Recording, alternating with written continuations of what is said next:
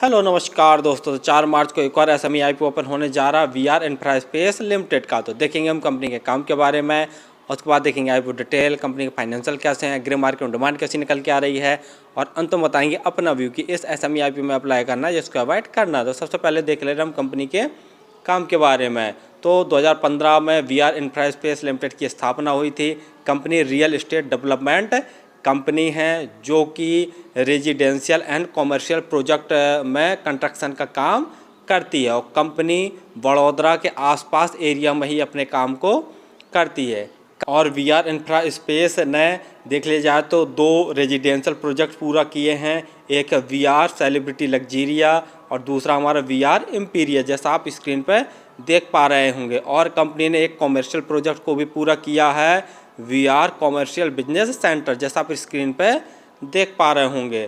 Company luxurious affordable residential buildings और भी दिख रही है तो कई प्रकार की सर्विसेज हैं जो कि प्रोवाइड करवाती है। यह अपनी प्रत्येक बिल्डिंग में security system, sports play area, electricity backups और भी बहुत सारी फैसिलिटीज़ देती है। कंपनी अपने प्रोजेक्टों को वीआर ब्रांड के तहत पूरा करती है, और अगस्त 2023 तक कंपनी में सिर्फ 9 एम्प्लॉय काम कर रहे थे। तो कंपनी का काम तो लोगों आपको समझ में आ गया होगा कि कंपनी कंस्ट्रक्शन का काम करती है। चलिए अब देख ले रहे हम आईपीओ की डिटेल के बारे में। आईपीओ 4 मार्च को ओपन होने जा रहा है और 6 मार्च तक यह ओपन रहेगा। प्राइस बैंड देख ले रहे हैं तो 85 रुपये पर शेयर का प्राइस बैंड रखा गया। लॉट साइज 1600 शेयरों का एक लॉट है। टोटल इशू साइज 20.4 करोड़ का रखा गया है, जिसके तहत पूरे के पूरे फ्रेश इशू अर्थात नए जारी कर रही है। अलॉटमेंट 7 मार्च को आपको पता चल जाएगा, और यदि आपको आईपीओ अलॉट नहीं होता तो 11 मार्च तक आपके पैसे रिफंड वापस आपके अकाउंट में आ जाएंगे। लिस्टिंग डेट 12 मार्च रखी गई है। रिजर्वेशन में देख ले रहे हैं तो रिटेल भाइयों के लिए 50% का रिजर्वेशन रखा गया है, और जो अदर्स में हमारे एचएनआई कैटेगरी के लोग भी आ जाएंगे, इनके लिए भी 50% का रिजर्वेशन रखा गया है। रिटेल कैटेगरी में यदि आप एक लॉट अप्लाई करते हैं तो आपको 1,36,000 रुपये खर्च करने पड़ेंगे, और रिटेल कैटेगरी में मैक्सिमम आप एक लॉट अप्लाई कर सकते हैं। यदि एचएनआई कैटेगरी में अप्लाई करना चाहते हैं तो कम से कम 2 लॉट अप्लाई करने पड़ेंगे, जिसके लिए आपको 2,72,000 रुपये खर्च करने पड़ेंगे। आईपीओ आने के पहले जो उनकी प्रोमोटर होल्डिंग थी वो 100% थी। आईपीओ आने के बाद जो उनकी प्रोमोटर होल्डिंग बचेगी वह 72.97% जैसी बचेगी, और ROE 7.16% है, ROCE 6.12%, यानी ROE और ROCE देखते हैं तो काफ़ी वीक है। डेब्ट ऑन इक्विटी 0.51 है, EPS 2.02 तथा PE देख लिया जाए तो 42.15, यानी PE वाइज देख लिया जाए तो बहुत महंगी वैल्यूएशन पर ही अपने आईपीओ को लेके आए हैं। फाइनेंशियल देख ले, लेकिन फाइनेंशियल देखने से पहले आप हमारे चैनल को तो सब्सक्राइब कर लें ताकि आपको समय समय पर शेयर मार्केट संबंधी जानकारी, आईपीओ संबंधी जानकारी और एसएमई आईपीओ संबंधी जानकारी मिलती रहे।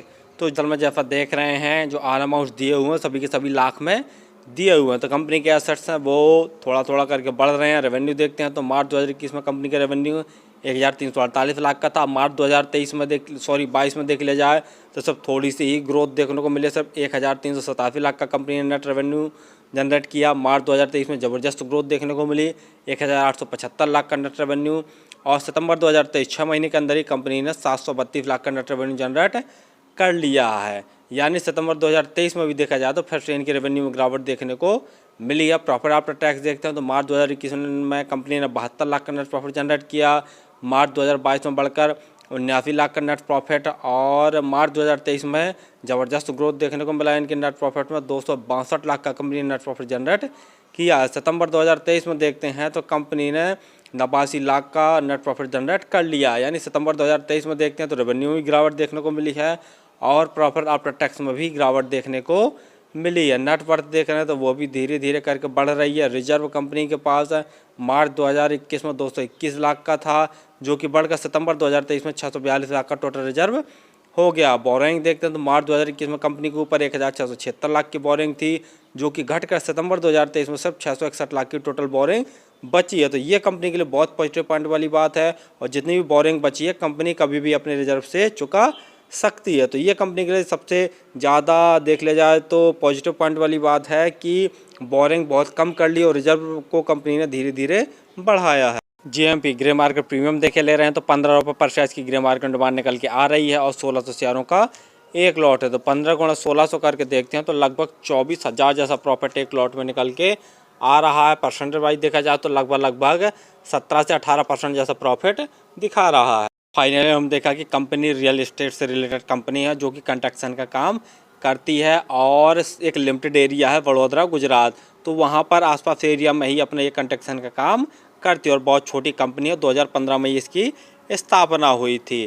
कंपनी ने अपने जो 3 प्रोजेक्ट हैं, 2 रेजिडेंशियल प्रोजेक्ट, एक वीआर सेलिब्रिटी लग्जीरिया और दूसरा वीआर इम्पीरिया, और एक जो इनका प्रोजेक्ट है commercial project VR commercial business centre, तो इसको इन्होंने पूरा कर लिया है और कंपनी धीरे धीरे ग्रोथ कर रही है। लेकिन नेगेटिव पॉइंट वाली बात यहाँ पर है कि जैसे ही हम कंपनी के फाइनेंशियल देख रहे हैं तो कंपनी के फाइनेंशियल में काफ़ी ज़्यादा उतार चढ़ाव है। सितंबर 2023 में भी देख रहे हैं कि इनके रेवेन्यू में काफ़ी ज़्यादा गिरावट देखने को मिली और प्रॉफिट आफ्टर टैक्स में भी काफ़ी ज़्यादा गिरावट देखने को मिली है। लेकिन पॉजिटिव पॉइंट वाली बात यहाँ पर है कि कंपनी ने बोरिंग को अपनी धीरे धीरे बहुत कम कर लिया है और रिजर्व को काफ़ी ज़्यादा बढ़ा लिया है। यानी ये अगर अपनी बोरिंग को आज चाहेंगे तो आज चुकता कर सकते हैं, तो ये थोड़ा सा पॉजिटिव पॉइंट वाली बात है। ग्रे मार्केट में डिमांड देखे ले रहे हैं तो ग्रे मार्केट में डिमांड तो सिर्फ 17-18% जैसा प्रॉफिट आज के डेट में निकल के आ रहा है, यानी काफ़ी कम ग्रे मार्केट में डिमांड चल रही है। लेकिन पी वाइज देख रहे हैं तो बहुत महंगी वैल्यूएशन पर ये अपने आईपीओ को लेके आए हैं। तो फिलहाल तो मेरे हिसाब से इस एसएमई आईपीओ को अवॉइड ही करें, और यदि आप अप्लाई करना चाहते हैं तो लास्ट डे ही अप्लाई करें। वो भी 2 चीज़ें ज़रूर देख लें, ग्रे मार्केट में डिमांड वो भी कम से कम 50% से ज़्यादा होनी चाहिए और जो सब्सक्रिप्शन है वो भी लगभग 100 गुना से ज़्यादा हो जाए, तभी इस एसएमई आईपीओ में अप्लाई करें, अन्यथा अवॉइड करें। धन्यवाद।